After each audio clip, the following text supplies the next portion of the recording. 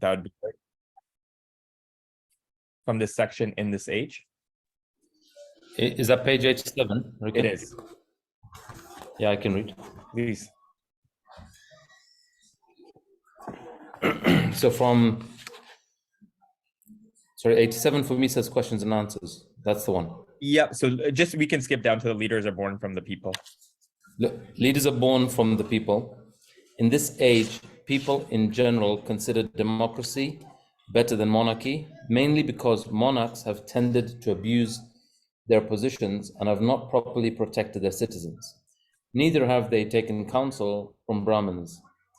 Democracy literally means rule by the people and is meant to elect the people's choice to a position of leadership. In these cases, the people either force leaders to come to the lowest common denominator in order to get the vote, or by canvassing people to vote for them. Good leaders increase the standard of their constituency. What do you think about this? People need to be trained to recognize excellent leadership, otherwise they will choose leaders based on unhealthy criteria. They will support leaders who promise to fulfill their sense desires rather than their real physical, emotional, and spiritual needs. Leaders are born from the people. If the people are not trained to recognize good leadership, then good leadership will not manifest among them. Rather, the leaders born of such a society will lack personal integrity, and they will support only what makes them popular and gratifies their own senses. It is important to establish a clear understanding of what constitutes a true leader for our discussion about these two important leaders from ancient Vedic culture. Shagun, what makes a leader? Managers are fairly common. Real leaders. So just bear with me, kids in the background. Guys, managers are fairly common. Real leaders are extremely rare. Managers use people to make things happen. Leaders make things happen for the people. Managers often lead from the back. They may watch to see what is popular, what seems politically correct, what will help them increase their own status, and especially what will help them increase their incomes. Managers tend to be utilitarian and opportunistic. True leaders, however, always lead from the front. They are associated with the 4 C's: character, competence, compassion, courage. When we find a true leader, we will find strong performance in all these areas. There are so many definitions for the word leadership in the English language alone. Such a diversity of meanings for the same word indicates that people are confused about what it means. It is a complex topic. The work of a true leader can also be listed in descending order of significance: to be, to do, to see, and to tell. Similarly, we can categorize citizens in a general way: inventors, those who make things happen; resenters, those who watch things happen and often complain about how they're happening; consenters, those who do not know what is happening but who consent and go with the flow. True leaders are always inventors. They're experts at making things happen. There are so many analogies to help us understand the qualities of a leader. Here's another one relating to the attitude people have when they approach a hill. There are those who see the hill as an obstacle and immediately give up their plans. There are those who see the hill and decide to camp at its base. There are those who see the hill and proceed to climb it. Those who quit are the types of people who become discouraged by adversity. They do not possess the perseverance, stamina, or the deep commitment to attain the goal. Those who camp at the hill's base may start off with enthusiasm, but they become distracted by the obstacle and lose sight of the goal. Those who climb the hill, despite the promise of difficulty, have enough commitment to work for success. Their challenge is to maintain their vision and sense of mission, and by continuing to strive, they can achieve their goal. Retired United States Army General Norman Schwarzkopf said in his analysis of losers versus winners, "To a loser, it may be possible, but it is difficult. To a winner, it may be difficult, but it is possible. A leader says that nothing is impossible. A loser will say, it's not my job. A winner will say, let me help you do it. A leader will say, follow me and do as I do. Others have categorized people into winners and whiners. One should live one's life by discipline, not emotion. Winners, and especially true leaders, feel good when they do right. Whiners must feel good before they will do right. Winners say, I will do it because it is right, and I will feel good knowing I acted properly. Whiners say, if I ever feel good about it, then I will do it. Winners say, I must believe it before I can see it. Whiners say, I must see it before I can believe it, is what I think it meant to say. True leaders know that progress is motivating. Apparent progress based on lust, greed, and self-deception is actually failure.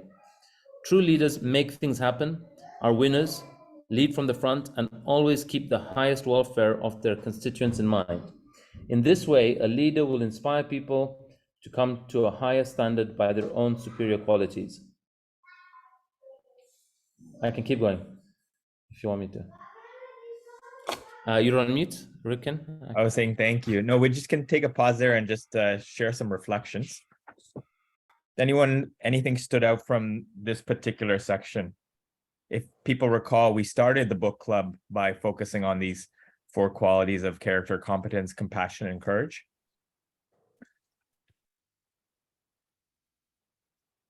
I really like the simplicity here on page 89 of this rank order of to be being the highest, to do, to see, to tell.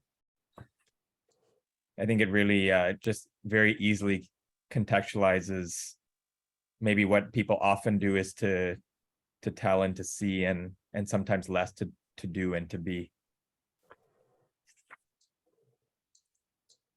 There was a section on page 88. It talks about if the people are not trained to recognize good leadership, then good leadership will not manifest among them, so that leaders born of such a society will lack personal integrity and will only support what makes them popular. I guess my question about that, though, is where does it begin? So leaders are born from the people, but if the people are not trained to recognize them, then good leadership will not manifest among them. Yeah, I was just thinking on that, and to me, the way it makes sense is that there needs to be a strong leader that imparts the training to the people first, right? I mean, I guess assuming that it is under the assumption that the leaders are there to establish a standard, and that training be there. I think what we see today is oftentimes leaders are establishing a standard. It's just not necessarily the one that's of best interest to the people. Did you have any thoughts on that more, Tiffany? No, it was just, yeah, I guess this is how countries become strong and how countries fall, is that if you don't have good leadership. I look at a country like Haiti, I've spent so much time down there, and people say, why is Haiti, such a difficult country? And it's been this way, for generations and generations. You have some good people in the country, but there has been, yes, a lack of good leadership and I think, and the morality, I think, comes into that as well. So it's complex when you're talking about a nation. If you're talking just about an organization or a business, that's one thing, but like a country, but you can definitely see it, what Nelson Mandela did, right? So that a good leader really has incredible power. Mm-hmm.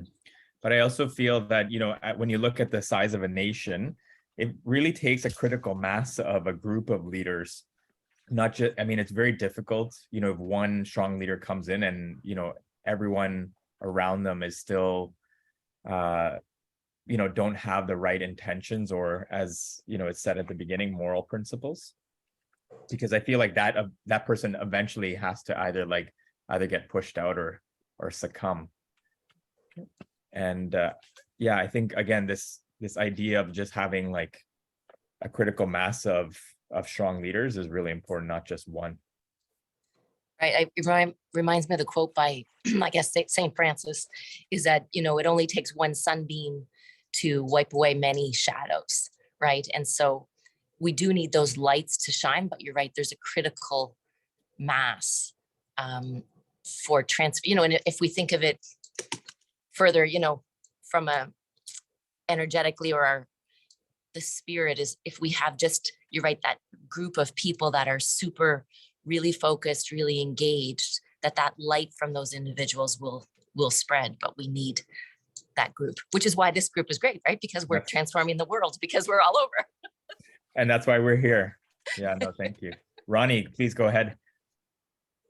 Yeah, I just want to add to Tiffany's point, because like here in Zambia, we've gone through, it's a country that gained independence in 1964, was a dictatorship for 27 years, and then has gone through quite diverse democracies, some of which have been borderline dictatorial in the way they operate, even though they're jurisdictionally and legally elected in democratically, and really lead the country, down to the pits, and promote and reward a lot of wrong values. So it created a very poor culture, corruption. You succeed based on who you know. And now we have a guy who stood 6 times. This was his 7th time, lost 6 times, won the 7th time. And he is somebody who is quite pious, stuck to his principles, stuck to his values. He got locked up 15 times in his journey to become president before he's now finally elected. And he's won a lot of international favor, and Zambia is kind of like, in 2001 was the strongest performing currency globally, actually, because of how much it appreciated just by him coming into power. There's a lot of international conviction in him. But when you look at that leadership, I think there's before leadership, or you're contesting for your leadership position, there's like a pre-leadership, or there's a set of values you want to constantly refer to. And I look at, when we talk of morality existing there in leaders, I almost think that there is the political leaders, when we look at those leaders, but then there are religious leaders that create a foundation of the values that have the masses say, that's what we want to rank, that's what we want to value.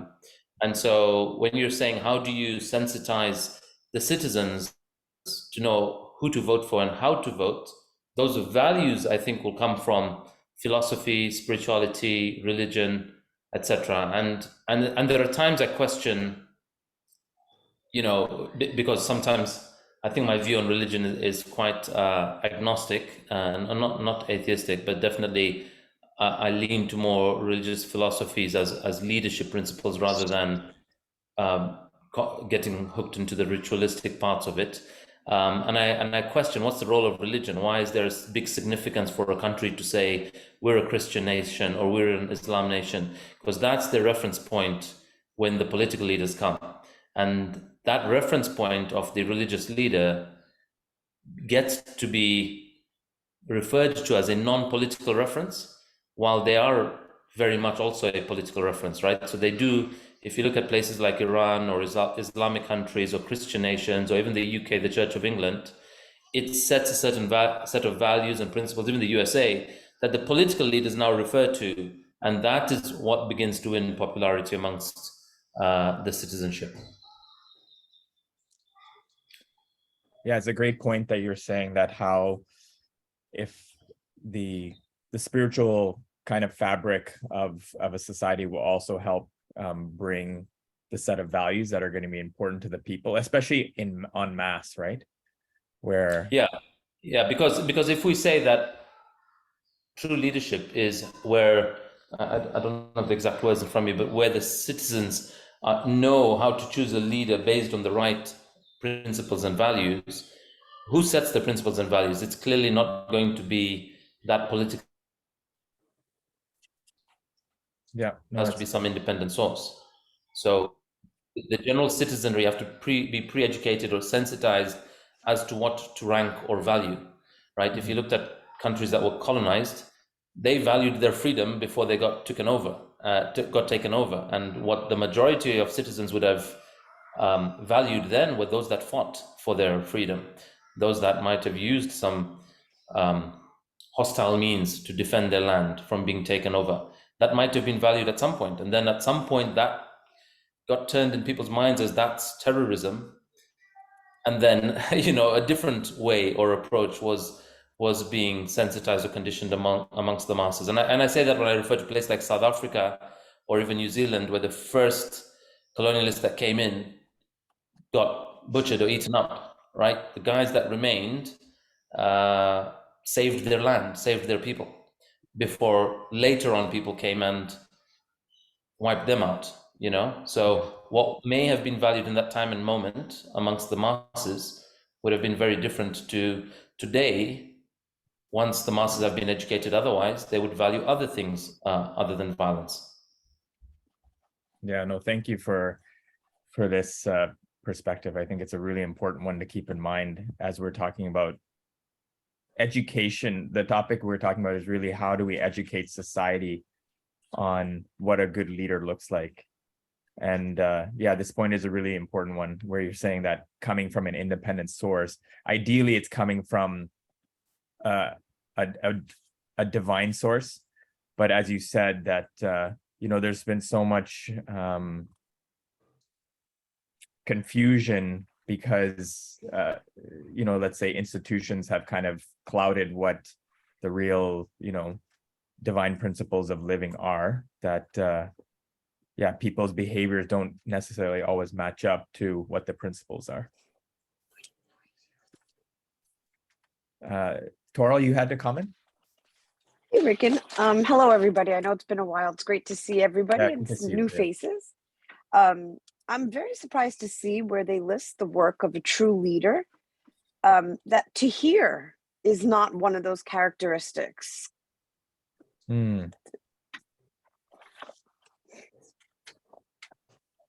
As being a good listener. Well, I mean, I think what's really important is, you listen, you see, you hear, you tell, you see. What's listed here is wonderful. But I think if you're not, especially as a leader, if you're not listening to what the people are saying, how can you be a true leader? So I'm just surprised that's not listed on here. I think we should definitely all make a note and add it on ourselves as a really good point, for sure. Gabrielle? Yeah, I was very well listening to all what was being said. And I would like to start about the point of morality, because Tiffany was pointing the morality of the leaders of the nations now, and also Ronnie. And I think for myself, morality is too undefined. I would like to call it integrity, because for me, integrity would more define a person as a pure person. And then I would also come back to what Tiffany said about the mess that we need a lot of people to turn around. But Tiffany also mentioned Nelson Mandela and Gandhi, and I would like to add Jesus. So there were only one person who had so much power of love, and the power of love they showed, to me, it looks like, to me, they showed the power of love by the perseverance they had. They showed it by love and by a wisdom, no matter how much they had to sacrifice, no matter. Jesus even sacrificed his life because he wanted to show and give the people an example. But I would like to add, to understand what means love and wisdom. To me, it's to know and understand the science which is taught in old Vedic traditions, and at the same time in quantum physics now. We are all one. And if people understand we are all one, then everybody understands whatever you send out to hurt or to sneak around or have your own advantage of it. It will come back to you. And it's not just a moral thing, it's a fact. It's reality. This is the reality we are living in. And if people understand this, how can they act stupid when they have the wisdom now, thanks God, through quantum physics, and thanks the old teachings and the old masters, they keep it alive, that we are all one, we're all together. We are all one. And it's not a nice philosophy, an old Greek philosophy. It's not something I'm telling like a Christmas fairy tale.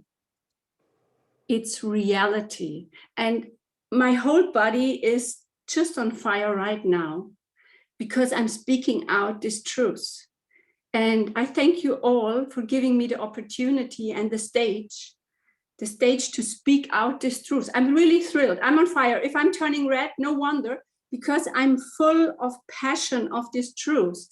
And I want the whole world to understand it. And this is what a true leader means to me. I want to lead by example. I'm going through the fire if it's necessary. And I will let crucify myself if it's necessary, but I'm sure it's not this time. Because I know when we are really understand that we are this one, this oneness, we are this oneness. We are so connected to the others and we make ourselves so pure. We are not giving another person the opportunity to hate us, not even out of jealousness, not even this, because that's why they crucified Jesus. But now we are on a stage of time for humanity. It's going to be a new world, and I want to point out this new world. It will be amazing. It will be amazing. Amen. Thank you, Gabrielle. Your point about, your point about this, oneness, it relates back to what we were talking about last week when we were talking about how do we build trust. And, B.T. Swami stated, but also it was brought up by everyone else, that this leading by example is really the most powerful way to help establish this principle. So thank you for reminding us of that. I want to add, because you said it's about trust, but you know what? I realized trust comes out of this knowing, this feeling, this trusting, this believing so strongly in this high power of love. I like to call it God, that we are able to trust in ourselves, that nothing what happens in politics, nothing what happen around us can get us out of this trust. Because if I look back on my life, the only thing they could, let's say, pushed me out and bring me on arousal was when I lost the trust in myself.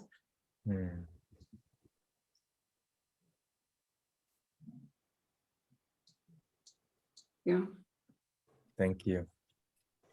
Thank Very you. much connected to this point that, we must believe it before we can see it. And sometimes we can't always see it, but that inherent belief, like you were saying, inherent belief and trust in ourselves, I think is definitely foremost.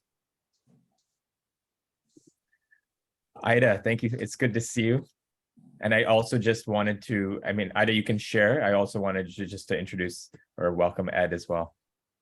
Good to see you. Good to Hi, see everyone. you. Ed! Yeah, it's that. We just turned up at the same time. I've been spreading your love to the Melburnians today. Your video I have today. So it's great to see you. Hi, everyone. It's great to see everyone again. And it's my apologies for taking me so long to come back and join you, but I'm back. Okay, just on that point, I kind of got the gist of what everyone is talking about. It's a great conversation today because of the work that I've been doing the last few weeks with my clients and just with people and what I'm creating. It's the pre-season for next year is what I'm calling it. So it's really with the intention of creating leaders. And so on that note, Thanks a lot, Gabrielle, for sharing, because, you know, you spoke about Jesus Christ, and Rickon, you also spoke about, you know, believing what you can't see. I think a great leader, and when you talk, you know, you mentioned some, you know, some of you have mentioned about some of those great leaders historically, and I think what they've had is what we can't see, and that is faith. It's that unshakable faith. With that, though, is also having purpose. Because when as a leader, I think if you, and as an individual as well, if you have the combination of clear purpose, and with that, you know, having a vision and being a visionary, but just this clear purpose, like knowing what your calling is. So regardless of what happens, because, you know, Ed, you've spoken a lot over time about, you know, when you're a leader, it doesn't always, not everyone likes you. You know, you find those trolls or whatever you call them who don't agree, or who want to cut you down or shoot you down or whatever it is. But a true leader, and again, historically, if we have a look at, you know, when they've had the challenges come in and people try and stop them, and I'll go back to, thanks, Gabrielle, with Jesus Christ as well. It's that unshakable faith. And that faith is something that we can't see, it's invisible. But when we are clear as leaders of what our true purpose is, regardless of what happens, we can be of service.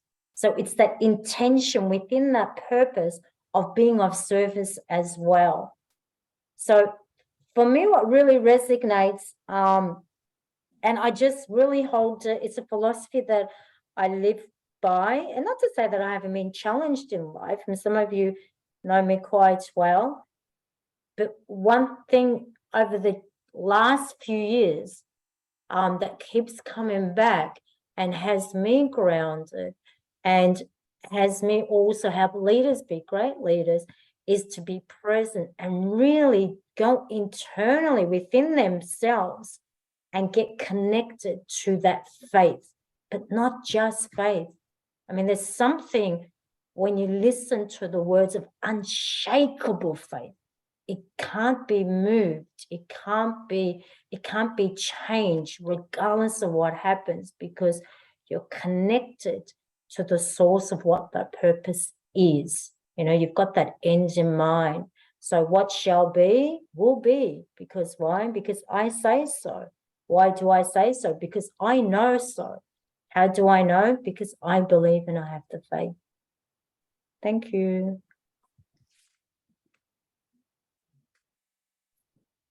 Thank you, Ida.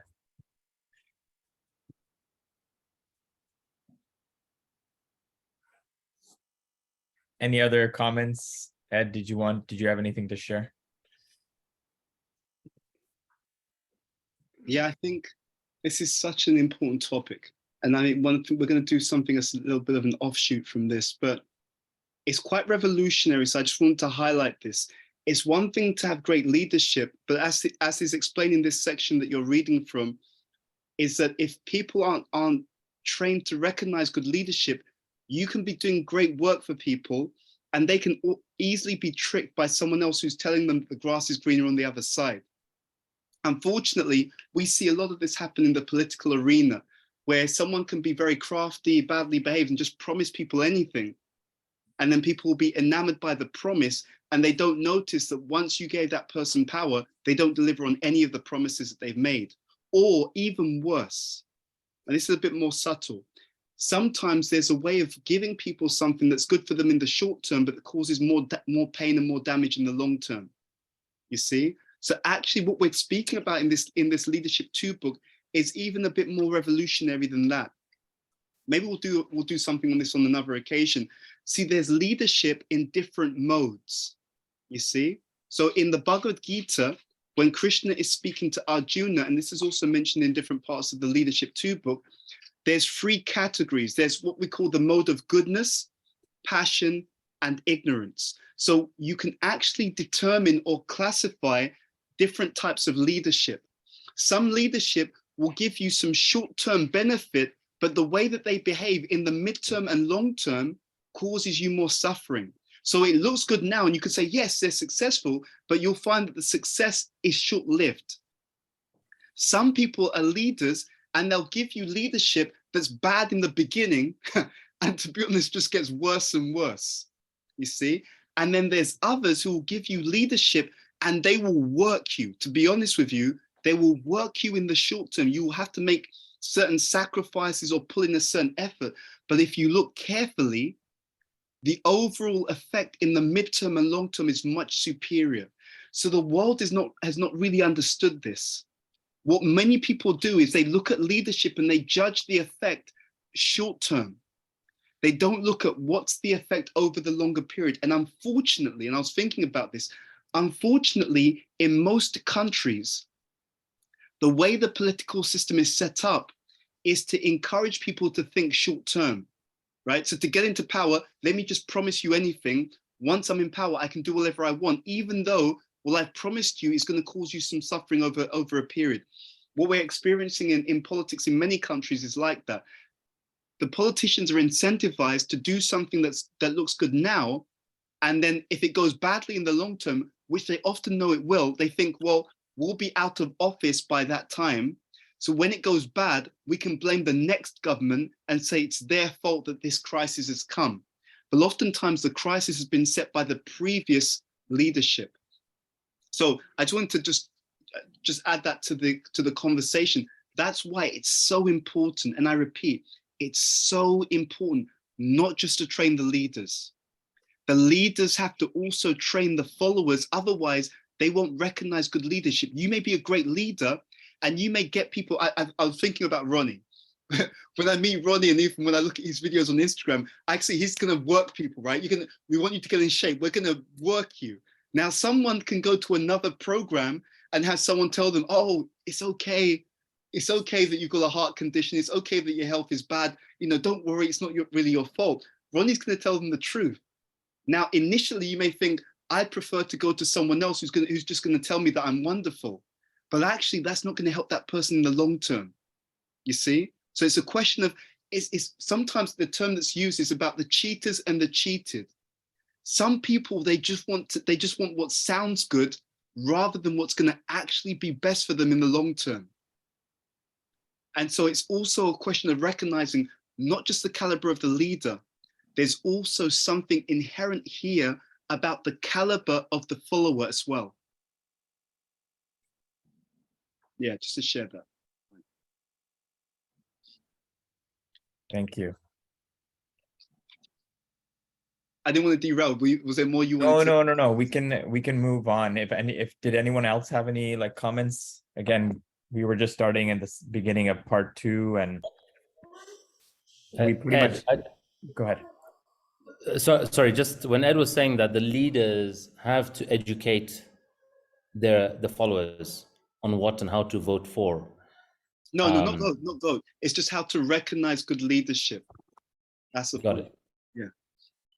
Got it. No, because I was thinking just before you joined, and I was looking at the role of the Brahmins, right? Mm-hmm. That they are kind of people that the masses have agreement with, right? So almost like the religious reference that advises the citizenry or the people, the masses, on what to look for in good leadership. Yes. And I was just wondering or curious as to, if I look at a political setting, mm-hmm. often the follower, the leader that is speaking to his already followers, is obvious that those followers are going to vote for him, right? If I look at, I'm thinking of a campaign period we're involved in just now here in Zambia. Mm-hmm. So how does he appeal to the non-followers? And he likely won't, because there's already a bias if they've chosen the incumbent or if they've chosen the other party, right? And so whose responsibility then is it in society? If it's not the two, if you look at the recent US elections or anywhere in the world, right? There are two guys going there. Whoever's already conservative, whoever's already, Democrat or Republican, are already more often than not have chosen their side. Them changing is often not going to be down to those two leaders, but during that campaign period, the responsibility then is on other leaders in society. And we've seen celebrities, we've seen spiritual leaders, and so here in the book it refers to Brahmins. And I'm just wondering as to whether, where does what they vote for, who they back, how do they identify a good leader? Who is that down to? Is that down to the Brahmins? Yeah, it's a great question. And the short answer is, let's say it's down to those people who represent that role of advisors. You see, what should happen and what we don't have, unfortunately, there should be a class in society who are always non-partisan. And what their job it should be, and it's not just when there's elections on, it should be a continuous thing. They should be constantly helping the entire society to understand what great leadership looks like, and not just what it looks like, right? They have to do it in a way that lands with the people. It's not enough to have knowledge. I mean, unfortunately, in this time in the world, it's not enough to have knowledge. You have to be able to give that knowledge based upon impartial sources. It can't just be your opinion, right? Because everyone's got their leaning. It's got to be based upon impartial sources. And in order for it to be accepted by society, you have to be in that society, with that society, serving that society, right? Think about this. We all know this. If I'm with you on a day-to-day basis, on the ground with you, serving you, showing empathy, care, and consideration for what you're going through, it's not about me, it's about you. Then, if I have knowledge that I can share and I can give it to you and you can apply it and you see this works, it's not theory, it's not someone's opinion. I'm like, this is something you can try. You try it and you start to see this actually works. I'm seeing that when I use this stuff, it works in my own life. Then I'm much more likely to be aligned with you. And again, it's non-partisan. It's not that I can't have a vested interest in any of those parties. I've got to be able to just tell you objectively, this is the body of research or wisdom. And according to this, which you can look up for yourself, this is what it says a leader should be. This is why a leader should be like that, So those are some of the criteria. Yeah, so if you have, because we don't really have Brahmins in society, meaning that we don't necessarily have that whole system. But what you can understand by this is that those in the advisory capacity, that's the translation into modern society, those who are meant to be objective advisors, objective mentors, objective guides, they should be doing their job properly. And if they do their job properly and it's respected, it can help the entire society to move forward. One way, and we see this in the example that we're discussing, is through writing books. You see, it's non-partisan. If someone's got a body of literature about leadership with objective argument, quotes, evidence, wisdom lineage that shows this is what good leadership is, this is why it's good leadership, this is how it should express itself, then you can study that on your own and have a good, clear, objective understanding. And then it's almost like a ruler. You can then evaluate different leaders against the objective criteria. And you can see to what extent the different leaders measure up to these standards, which in our case is coming from the Mahabharata directly. Does that make some sense? Yeah. Thank you for your question. I think there was another comment by Ambika and then Avantika. Okay. Ambika. Did you want to share something, Ambika? Can you hear me? We can hear you loud and clear, Ambika. So I love what you just, so firstly, hey Ed, what you created was powerful in that a leader will guide us, a good leader will guide us objectively. And my question is, in the absence of that guidance and what I've seen, Ronnie referencing, for example, Brahmins, and I guess there are versions of Brahmins now. So I grew up in a family where my dad's family had a guru. We grew up in Zambia, but his biological family grew up with the family guru, and they would go to him and he would kind of guide them on everything. And every family had their own heritage of gurus. And here in Zambia, there was a spiritual teacher / family friend who everybody took his word as, the word, its worth was beyond anything. And if he said, come, they would come. And if they said go, they would go wherever, right? And something that I found interesting was his spiritual teachings were deeply grounded in the Bhagavad Gita, right? And he was just an extraordinary human being. And there was one moment that stands out for me, which was last year, peak COVID. It was January last year, and I was traveling. I was supposed to travel with Ronnie's whole family. Ronnie was already in Kilimanjaro, and I was taking our 8-month-old, our 3-year-old, and then Ronnie's parents and brother to Kilimanjaro. And what historically, I guess, was a 4 or 5 hour flight was a 36-hour journey because all the flights were shut. So we always would go to the spiritual teacher's house, pay our respects, and then leave the country. And and what happened in the last 24 hours was everybody canceled their flights from Ronnie's family for whatever reasons. And then it was just myself and the kids going. And when I went there, the spiritual teacher, who treats me like his daughter, was surprised to find out that nobody else was going, number one. And that I was going solo with the kids.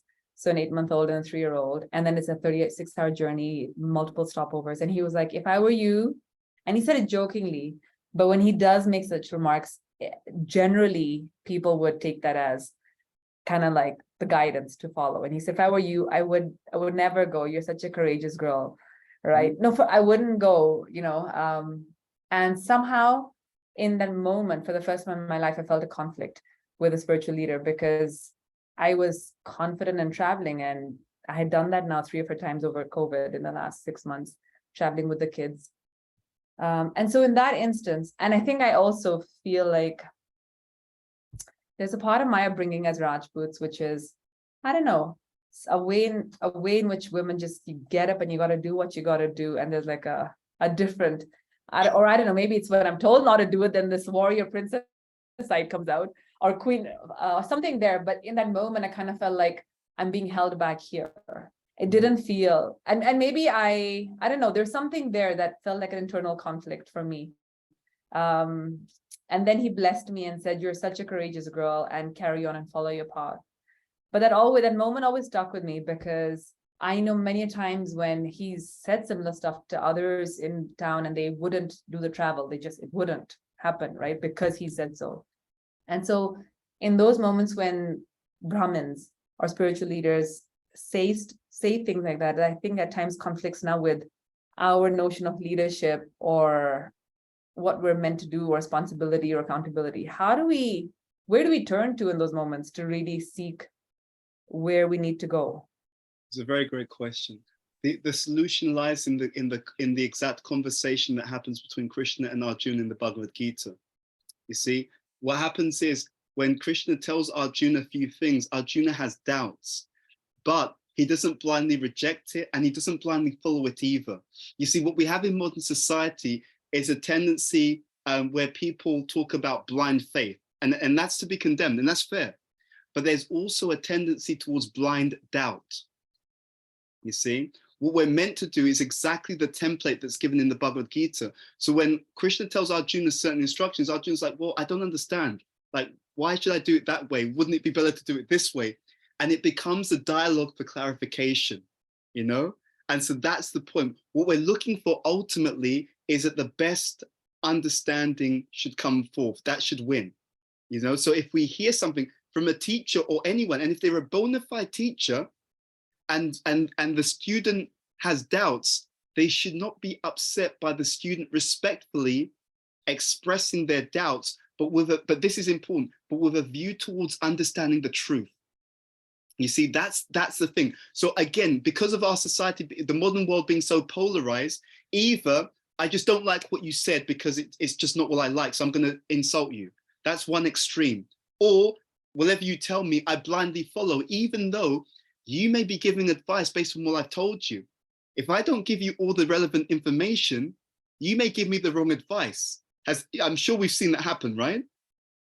So Ricken and I, we know a whole group of mutual contacts, and sometimes Ricken was telling me about a situation, and there was a particular relationship, it didn't work out. Now I've been given a certain set of details about what had happened. What was so interesting, when I spoke to Ricken, he pointed out to me, yes, but there was also this and this detail, And I was like, I didn't know that at all. And so sometimes it's like that. Sometimes people are giving a guidance based upon the information that they have to hand.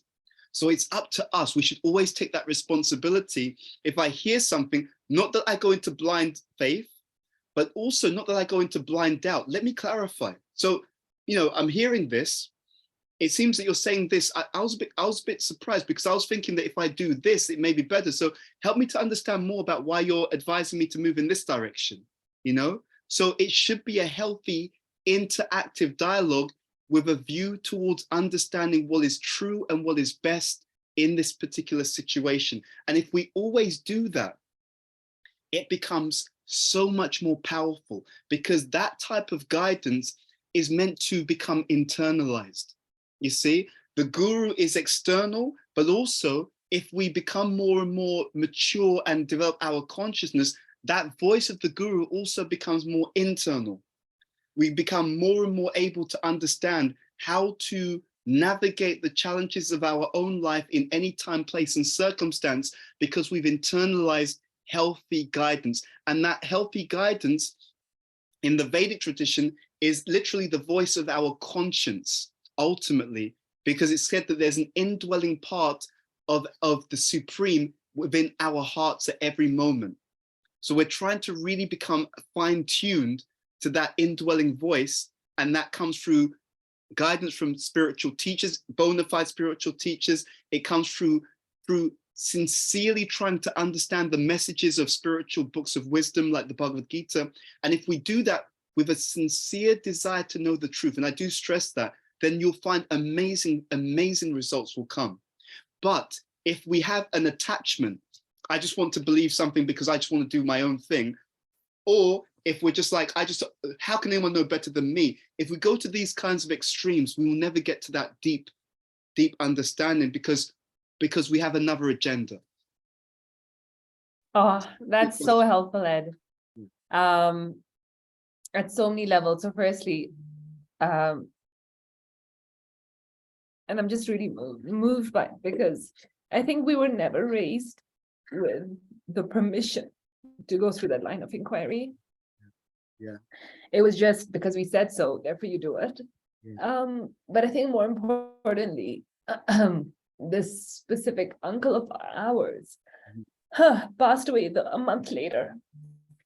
And it always stayed with me how he's never discouraged me ever to do anything. And at that point in time did I step over something? Should I have listened? And not that anything went wrong with the trip was perfectly fine, but it was just always there with me.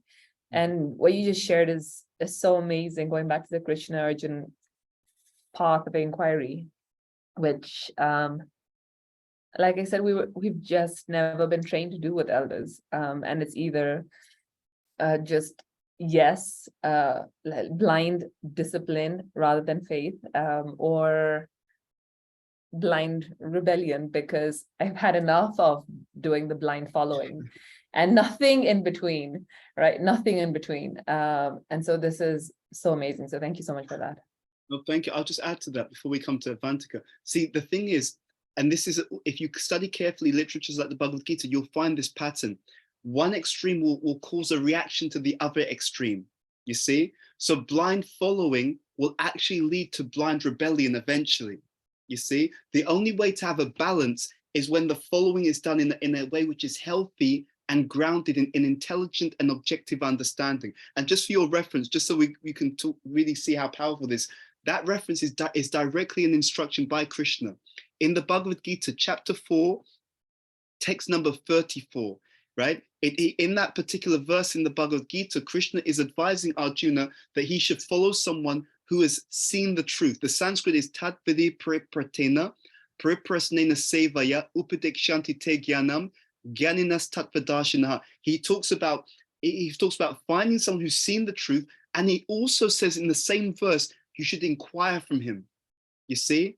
He's never told you should just blindly do this, blindly do that. He says you should inquire. And if you study the Gita again in other areas, there are many instances where Krishna advises Arjuna one way, and Arjuna says, but why should I do that? Because it seems that that wouldn't make sense. It seems that the better thing to do is this. And then Krishna will actually explain to him, no, the reason why it's better to do what I'm saying to you is because you'll get this benefit. If you do what you're thinking, you'll have this kind of negative outcome. You know, so it is actually an inherent part of these deeper Eastern texts that there should always be the healthy questions and answers. But the point is that, and I do emphasize this, it's submissive questioning, but still questioning because we're trying to find out the truth. The difficulty we have in the modern world is that many people, and I see this all the time on television, media, they're not trying to find out the truth, they're just trying to defeat the other person. And that's where the whole thing becomes a mess, because now my ego is involved. And so you'll see this sometimes in debates. I just want to make the other, you know, the debater will want to make the other person look stupid, to maybe insult them, use sarcasm. It's no longer about the truth. Most of the debates that we see in modern society are not about me and you respectfully discussing so we can explore to come to the truth. It's just, I've got an idea, I don't like what you're saying, let me insult you in a clever and sarcastic way so that you'll look foolish, and then that way I'll look better than you. And that's completely the wrong dynamic. That's one of the reasons why society is in such a mess. Is because instead of it being you and I looking to discussing together to understand what's best for everyone concerned, it's just, I've got a vested interest, I've got an attachment, let me insult you and make you look bad so that I can actually look superior so that I can have control. And it's completely wrong. The term in Sanskrit is called vada. When the discussions are taking place for the sake of understanding the truth. Now I'm going to make one last comment, and I'd love to hear from Avantika. Think about how our politics would change if instead of just blind adversarial politics, you and I are discussing what's actually best for society. I've got my view, you've got your view, but I'm not attached to it. I just want to know what's best for our children, for our generation's children, for all aspects of society.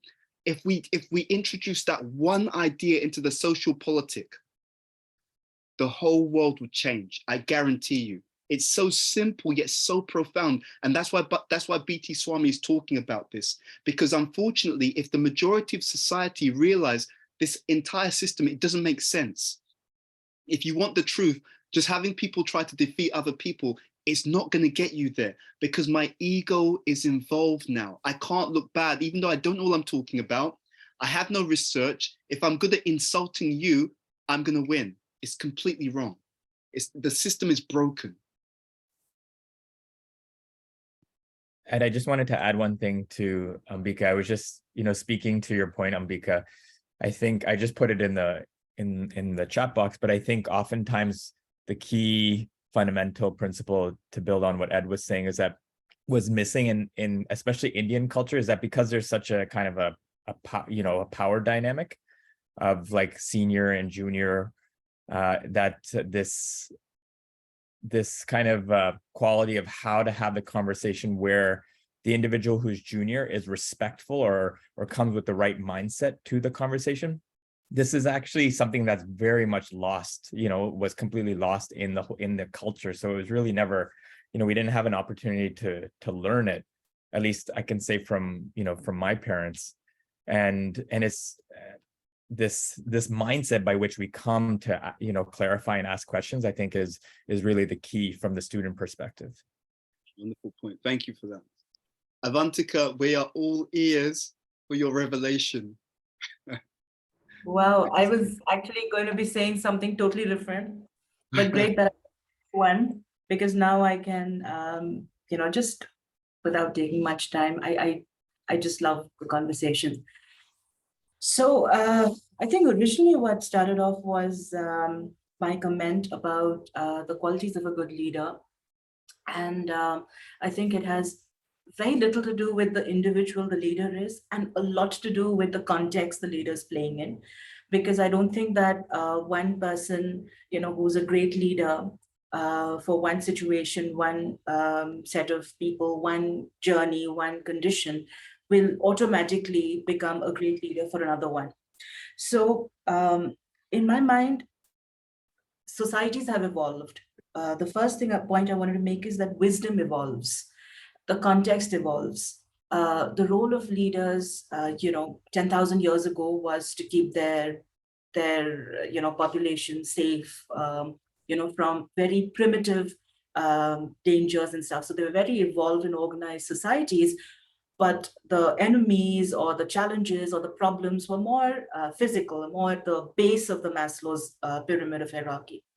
And then, there was some level of evolution, some level of construct, some level of philosophy and all of that, more evolved societies, more complex societies. And then, of course, there were the dark ages and, the fall and blah, blah, blah, all of that. I think where we live in today is so sophisticated. A lot of the challenges that plague the populations that leaders get to lead, whether it's as a coach, as a statesman, as a teacher, as a parent, as even personal leadership, they are so multidimensional and complex that it's very important for the leader to play in two areas. One, against the grain of almost everything that's been established previously as the truth that people believe, and two, with the flow. So with the flow for me is something that is not channeled from a book or a guru or something, but directly plugged into source. And I believe that there is an awakening that collectively happens with every period and every collective journey. So while it is important to take a look at individual characteristics of individual leaders, I think it's very important to take a look at what the contextual awareness of the individual is, first and foremost. There are a lot of false gurus, people who will come and quote scripture, people who will be very knowledgeable about static wisdom, wisdom that has kind of been frozen in time for the context that it was written in. What my invitation to my colleagues, my people is, think of the leaders in your life as a team of experts that you contextually go to. So to answer Ambika's thing, the person she was speaking to was great at giving her spiritual advice, but perhaps not travel advice, right? So that's something that that one must, when you invite someone in to lead you, the person who is the leader is holding a piece of power collectively, but never should be able to hold on to your personal power. Never give your personal power away to anyone. Otherwise, that's how every cult and every hypnosis of the collective has been established. So to me, a good leader, coming back to my point, is someone who has great contextual awareness, someone who's capable and has the grit of going against the grain, however unpopular it makes them, but who's plugged into source and is in the flow with what the collective divinely inspired journey is. Someone who has the vision to see the big picture, bigger than what is the collective or the popular vote right now. The second thing is someone who creates a safe space, someone who inspires confidence in the student or the mentee or the person that is the follower. So it's not just about directive kind of thing, but great leaders and effective leaders are those that create safe spaces for people to listen to them. And the last one is someone who challenges, reminds people of the reasons why they committed to this cause in the first place, why they are where they are, and makes it all about their reasons to succeed, the what's in it for me kind of thing. That's really all that I wanted to kind of say. Sure. So I'm going to just say something to that. And then I think we'll go to Rasa. I'm going to challenge something that you said, Avantika. I think that a lot of what you said is true, but I think that there's also, there's an internal point here, which I think is very important. I think that there are some truths which are universal, which stand across time, place, and circumstance. For example, you gave a very good example, which you talked about the leader creates a safe space. I don't think that's contextual. I think that's universal. So I think that there are some I actually think you made a brilliant point about context. I think that's absolutely on point. I'm looking at it in a three-dimensional way. And this is how I'm seeing the whole thing connect together. Because we are human beings, even though we have different types of societies to the ones that we've had in the past, because we are human beings, and there's a lot of research that backs this up, and I can give you some references to this. I feel that actually the evidence, I'd go so far as to say the objective evidence indicates that there are some fundamental objective human needs that sit across culture, across history. And I think you actually have implied this by what you said, which I agree with. Whether even in societies which may be considered to have been more in the past than now, that point that you made about safety is absolutely essential. And I would go so far as to say that if you dig into this, the best leadership has certain fundamental principles to them which exist across or which are universal. Safety is one. I would say protection is another one. I would say having the best interest of the individual to heart is another one. Whether it would be in more primitive like societies or even the society we have now, I would say that's universal. But I would also agree with you that how that quality is expressed will look different according to time, place, and circumstance. So there will be also leaders who have expertise, which is contextual expertise. For example, we could say that in all healthy societies, parents will be concerned about the well-being of their children, right? Let's say parents being a metaphor for leaders, but how that well-being will express itself when your child is a baby will be different to when your child is a teenager, will be different to when your child is an adult. So it's the same principle. I think they are universal principles, but they're expressed differently according to the particular context. That's my first point. The second thing I would say is that I have a real thing about this point about being connected to source, because a lot, and I take your point, there are many people who can be false gurus, but I think that the danger is also if there isn't a standard by which we can understand connection to source, then anyone can claim to be connected to source, but without books of wisdom. And again, that could be problematic as well, because anyone can interpret sometimes. But without a healthy criteria, anyone can be claiming to be connected to source. I think it also requires an objective standard of criteria that we can use to say, okay, someone says I'm connected to divine source. Okay, on what basis are they saying that? It could just be that the person says, I've got a feeling that I'm connected to source. Okay, but if we're connected to source, my argument would be, and that's why I like to, because you talk about leaders challenging, that's why I like to also go back and forth in that dialogue. If they claim to be connected to source, on what criteria are we saying that?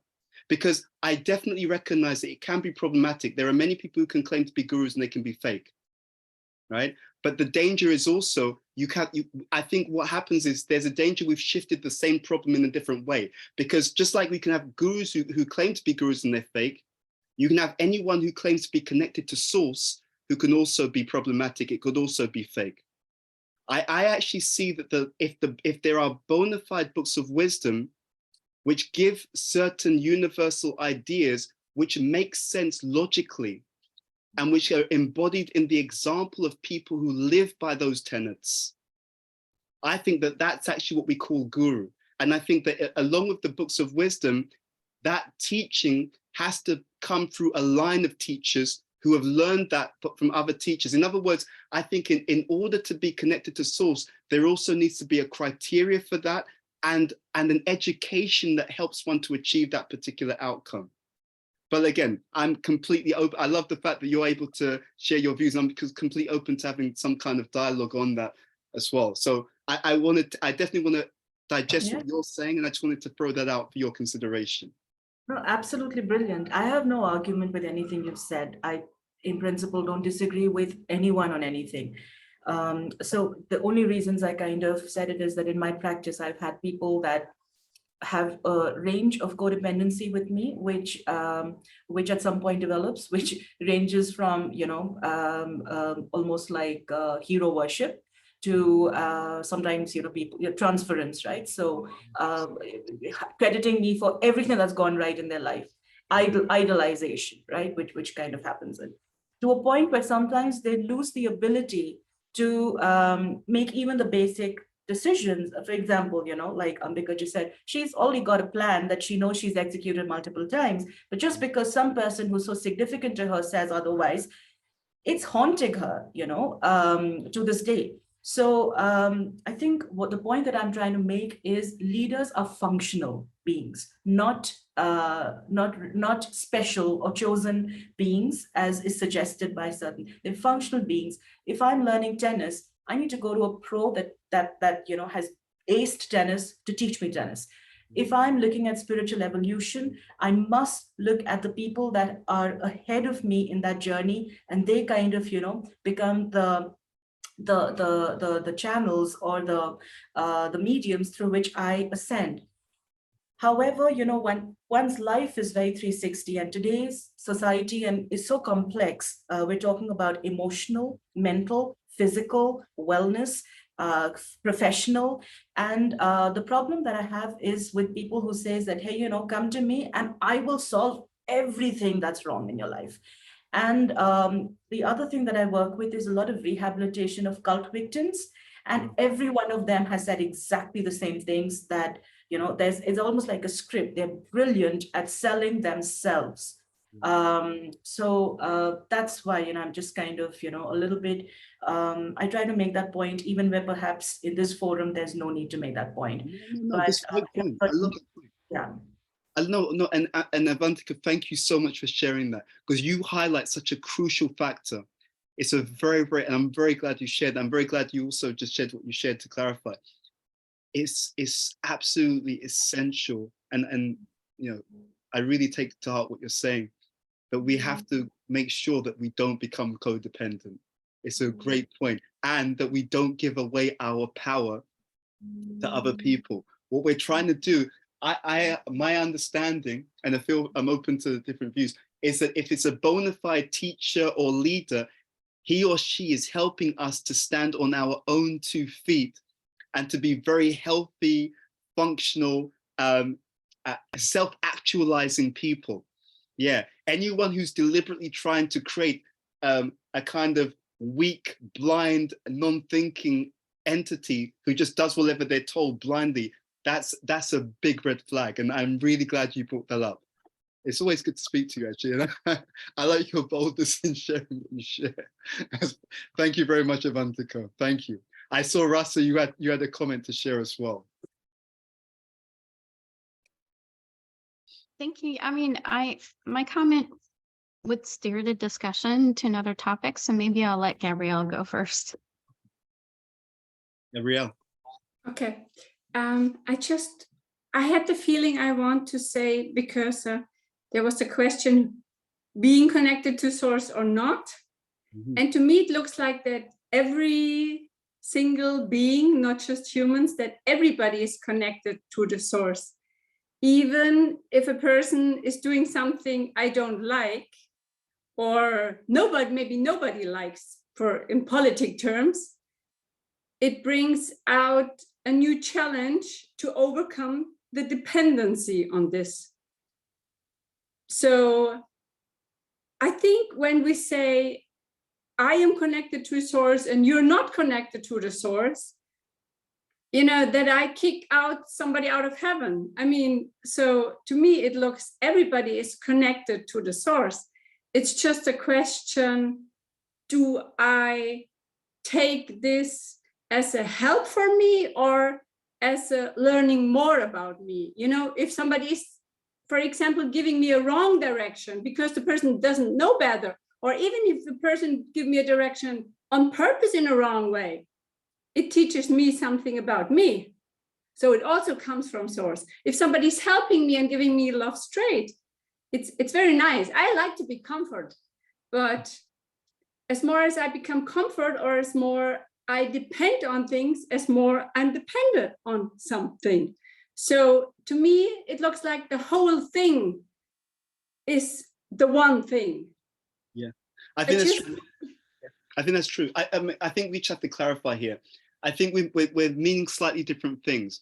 When most people, and Avantika, feel free to jump in if you had a different way of talking about connected to source. I think when many people talk about connection to source, it means a conscious connection. So what you're speaking about, Gabrielle, definitely. Okay. Then I just want to add the conscious connection, then everything is fine. That was Yeah. the thing I was looking for. Then it's all over. But Okay. I'm always very, I want to be very precisely. Okay. No, thank you. And that's a learning for me also, to make sure that we clarify terms. So thank you for bringing that up. I really Thank you. appreciate that. And let's go to Rasa. You had something you wanted to share.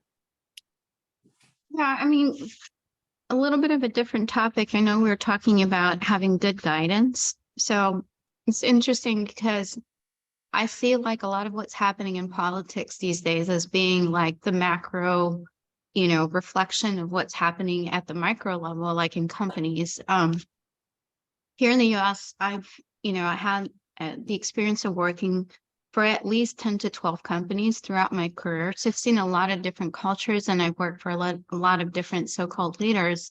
And I've also, tried to learn, sort of the hard way in terms of what not to do and, all of that kind of stuff. But some of the let's just say overall themes that I've seen have been really embodied in this chapter that we're reading in the book, which is, and that's been said too. It's like in the animal kingdom, let's just say there's, in the jungle, there's more rabbits than there are lions. So if it's a democracy, then naturally the rabbits will prevail and elect another rabbit, So the idea is that there are limitations to democracy, and a lot of companies are run that way, where most popular idea wins, or when you appeal to people's emotions the best, you win. And that's going into what you were saying, Ed, about how most people they make decisions based on emotions, not based on knowledge, which is why guidance is so, guidance and being trained to be a good follower are so essential. And you see that, all throughout, I mean, in companies and, every culture, it's, people who are not knowledgeable make decisions based on emotions. And then, of course, you have the idea that, because, decisions are based on emotions, then, those seeking power will only make emotional arguments as to why they should be chosen.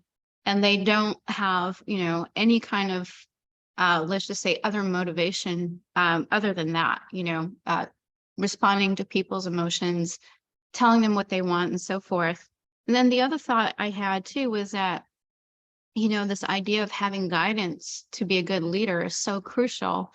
But what we're seeing across the board is that money always, let's just say, detracts or derails the entire thing. So like here in the US, you could have a really good candidate, like I'll just bring one up, like Tulsi Gabbard sounded really nice. She tried to position herself as a values-oriented candidate, so on and so forth.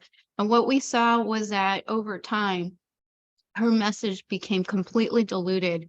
She was taken over by, the special interests and the money, of the politics and so forth. And so, basically the system that we're in is set up to be corrupted, whether it be, lobbying and, campaign contributions. And we see that in corporate environments as well. Same thing, if you agree, scratch my back, then I have to scratch yours. So, so many things were ringing true to me. One of the things that I've really kind of taken away here is, good leaders have to be good followers first. That, you have to take the guidance, you have to put in the work first, you have to be on the ground first, you have to understand your people, you have to get to know them so that you can, know what it's like to be a good follower so that you can guide them accordingly. And then, what Gabrielle said, the idea of having unshakable faith in your mission that, hopefully will prevent you from being corrupted by all these other external sources, even though you're taking good guidance. So just a couple thoughts. No, I really echo what you're saying. Unfortunately, you see, for example, if you had a very good person who just wanted to do really good for society, if they don't have money to advertise themselves and to, have a campaign, they don't even get a look in. You see, so echoing your point about the money, and if the money's not there, so in one sense, it's a bit of a strong statement I'm about to make. In one sense, we don't have a democracy, because if there's a democracy, it means that anyone who's capable and able can come forward. But it's not like that. It's dependent upon so many other factors.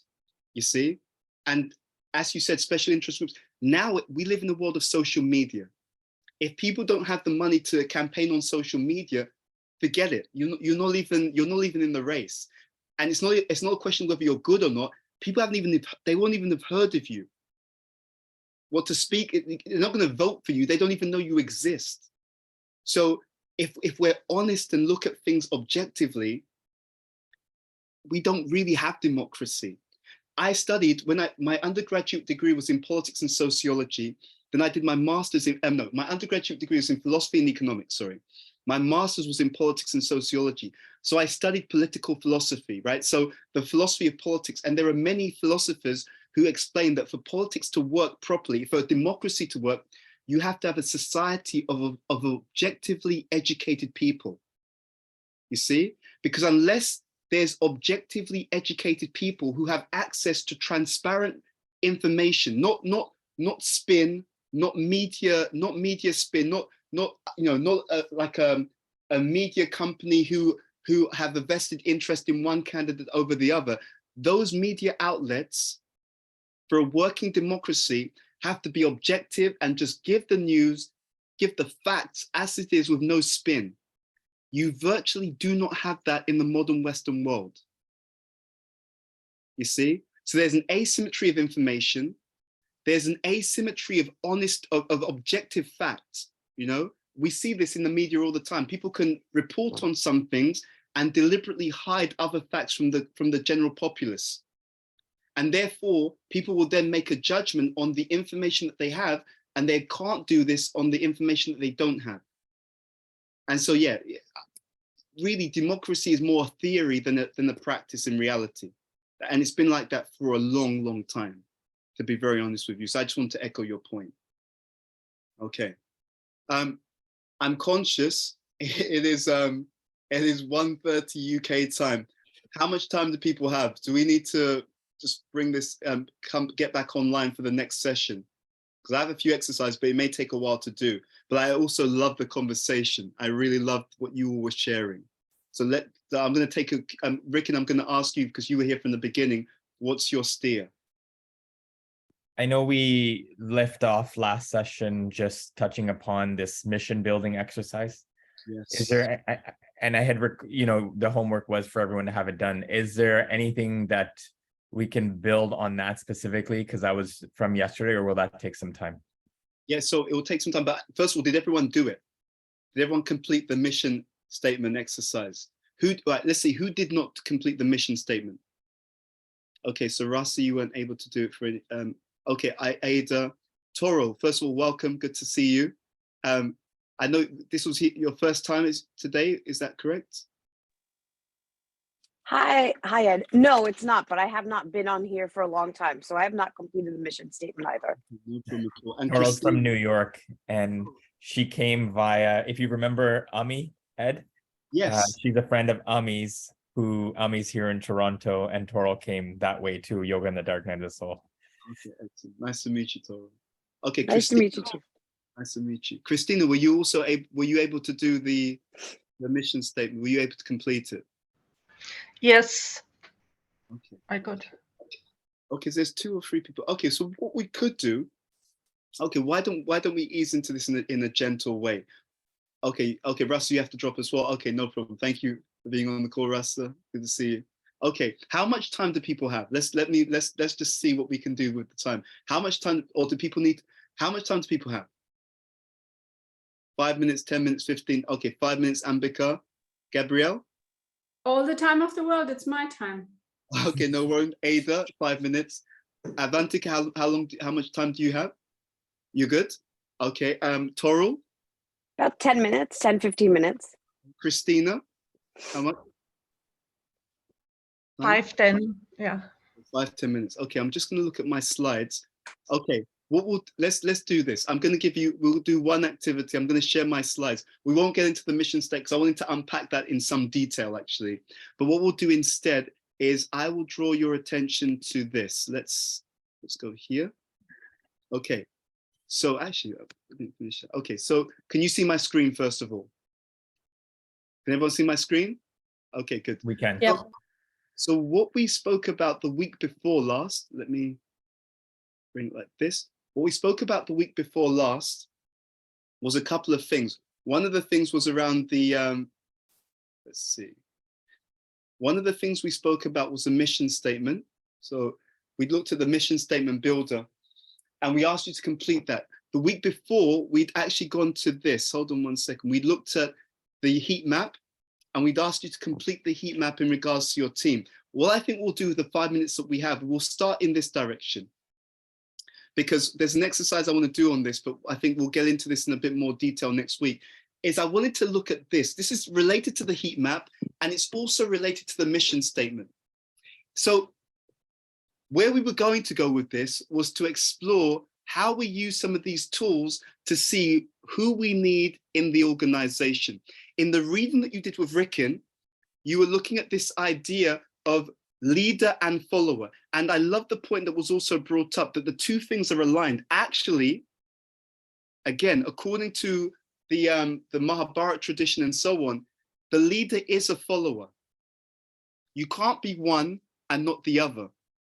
If you can't follow, actually, you're not allowed to lead. Because you have to also be, as a leader, you have to carry the mood of being the servant of the people that you are leading.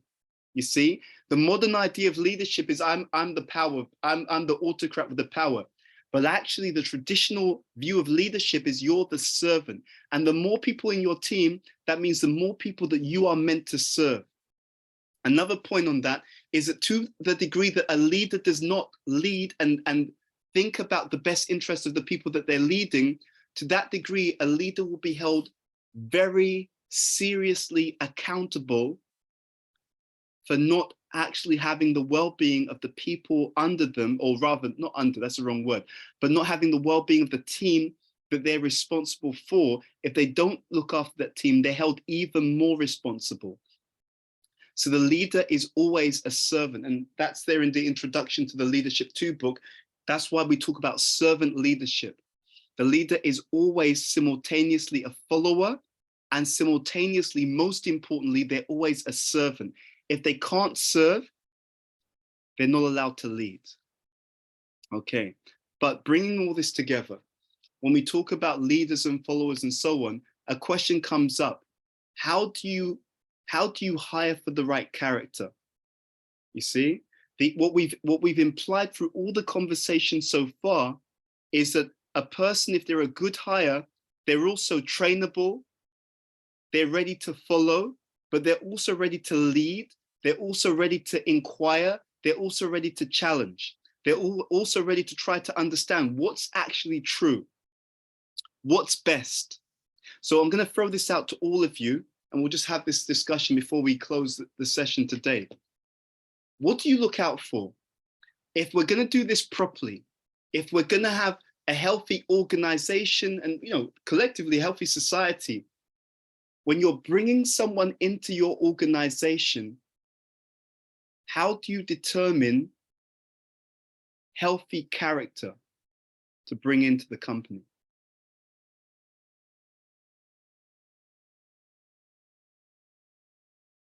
In your own time, how do you get a sense that this person I'm bringing in has good, healthy character? So he or she's gonna add to the company rather than become a source of issues and politics. Gabrielle. I mean, if a person is authentic, if it's a tune, a line, what the person is saying and doing, and if you if you feel comfortable around the person, and if you can trust the person when you give her a skill, and if there is after a while a proof of integrity. Okay. So let's take a few of those. You said if there's an alignment between what they say and what they do. I'm gonna throw this out to everyone. I'm gonna make it even more intense. We're looking at hiring before you bring the person in. Okay. So I'm going to go back to that. Absolutely, what you're saying is absolutely crucial. What are the early signs? What are the red flags or what are the green flags? And you've all done this. You've got teams, you've got organizations. What are the early signs that this is going to be a good person to bring in, or there's something toxic here? Because to Avantika's point, we can even have people who masquerade as teachers and be incredibly toxic. So how do we filter out this stuff? How do we look out for this stuff at the early stages? I'm going to go to Ada, then Ambika. Okay, so I'll share some of my experiences as manager. So for me, one example is when a person turns up late for an interview. So if they turn up late for an interview, they actually don't get the interview at all, because what it shows me is they do not have integrity and respect. So how are they going to perform in the job if they turn up late for an interview, but they don't even bother calling you? Because human nature, they could be stuck in traffic, for example, right? Or something can happen, but no call, they turn up late and they expect to be interviewed. I've sent them home. They don't even get an interview, because for me, it's, well, if this is how if this is your behavior or your actions, it tells me so much about what you will be like in the job. Yeah. Thank you for sharing that. And it's interesting, because I was about to jump in and ask you a question. Well, if it was due to circumstances outside their control, but then you answered that. Yeah, because what you're talking about then is,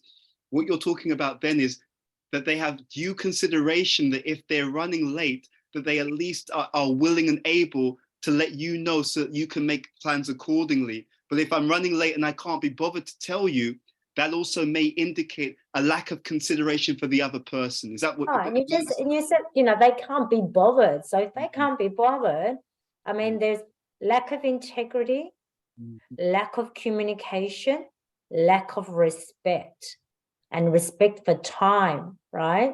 So then how will they be with me as the reporting manager, and how will they be with the clients? For me, then I do not trust you. I cannot trust you. I see issues coming, right? And I've sent them home. It's like, I don't even tell them to go home. I get someone else to send them home, because you've wasted my time. Thank you for sharing that, Ada. It's a very vivid example. I'm processing that more and more. I'm going to go to Avantika.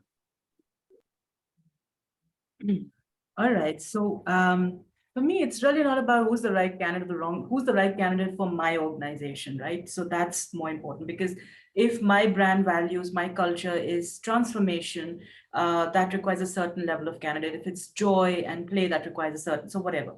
So to me, the way, before I know somebody, I'd like them to talk a little bit about the history, because where they've been and what they've done, that gives me a little bit of an idea of what's been important to them and things. I like to ask them about their and this is not in order, but I like to ask them about their do-overs. So, I know it's classical to ask people about their weaknesses and failures, but I just say that if there was one or two things in your life that if you were, in hindsight, given the opportunity to do over, what would that be? That gives me a great idea of, of their self-reflection, their self-awareness, and their commitment to personal transformation.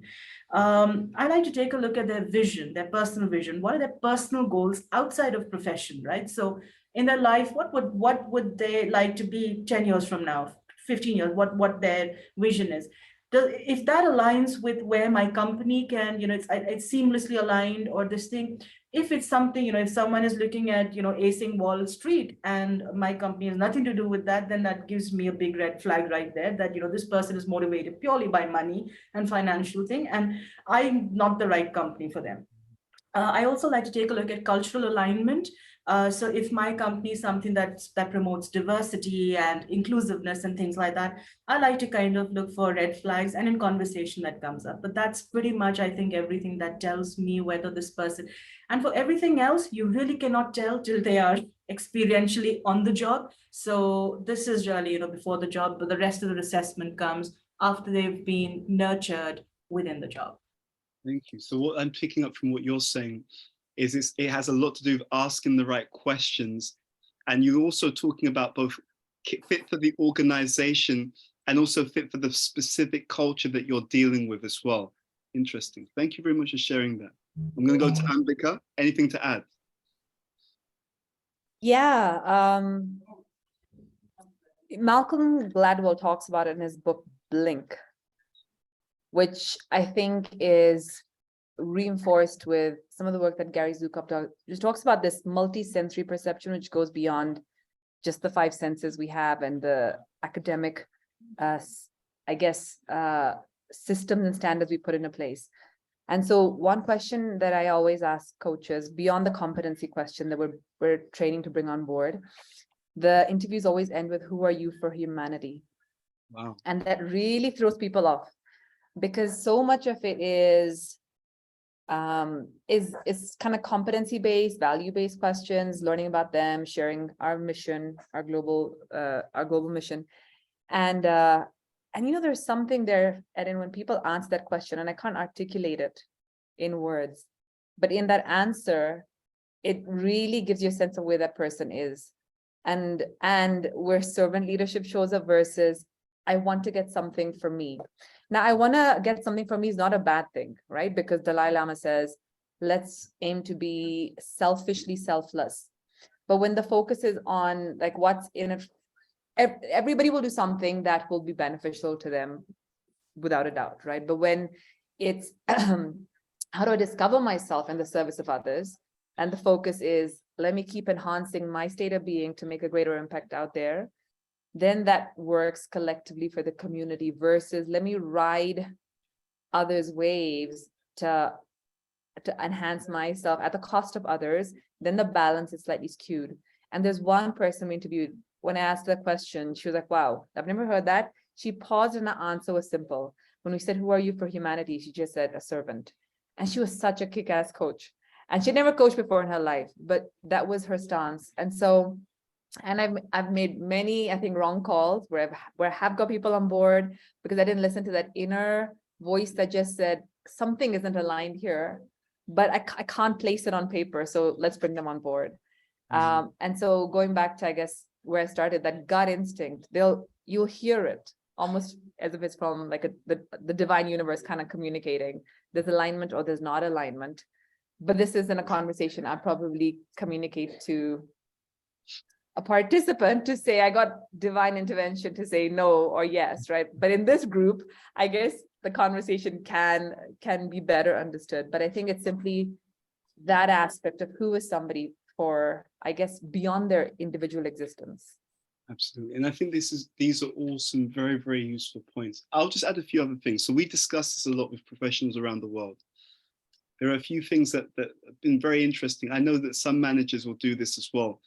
See, what they found is that when you're interviewing someone, if you have a position of leadership, you're the leader, they deal with you a certain way, right? So they can be very respectful because you're the decision maker.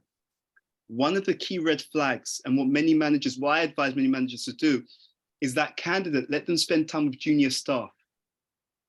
It's a very powerful litmus test to see if someone is very, very respectful to people who they think can do something for them, but then they're very callous, rude, or disrespectful to people they think, well, you're just a junior member of staff, so I can treat you however I want.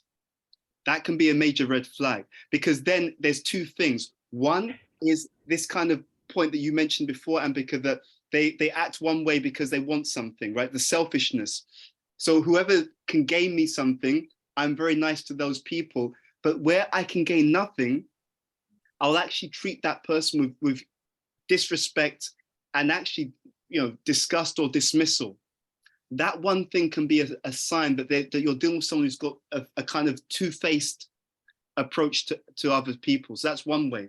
Another thing, which I was discussing this with one manager recently, another interesting approach is when you give people in the interview process a particular question that they don't know the answer to, right? They can't know the answer to, but whether they have the humility to put their hands up and say, you know what, I need to go away and think about this, I don't know, or whether instead they try to pull a spin on everything, right? You see sometimes people like that, they can't just be like, you know what, I don't know, I'd have to think about it. Maybe these are some initial ideas, but I need to think about it some more, as opposed to someone else, they don't know the answer, but there's a tendency, I just can't be honest because I have to pretend that I know everything.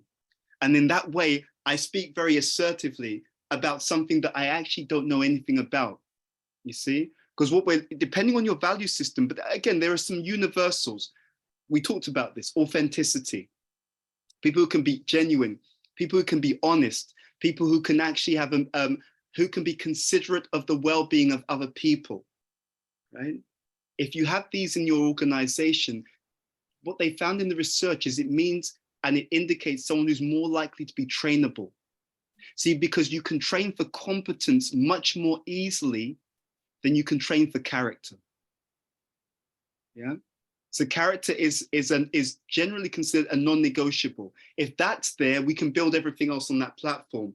But someone who's dishonest, disrespectful, self-centered, political, backstabbing, that's a very difficult situation to navigate around. And the last thing I'll say before we close is when someone brings in a bad person, if there were red flags which were ignored, then the team will constantly and on many occasions think this indicates a lack of judgment on behalf of the manager, right? The person who brought this individual into the team, there may be something wrong with their judgment, which is also why, and we will go into this maybe next week, which is also why that we encourage that hiring is always a collective affair. It's not something that's imposed on the team, but rather it's something that's done with the team. And that doesn't mean they have to be involved in all stages or from the beginning, but at least if they were involved, then it's a collective decision because that person will be working in my team. So I'd like the team to also be involved in their view on that individual. Can you work with this individual? Are there any red flags from your side that I need to be aware of because I may have a blind side that you don't have? So some considerations in that area.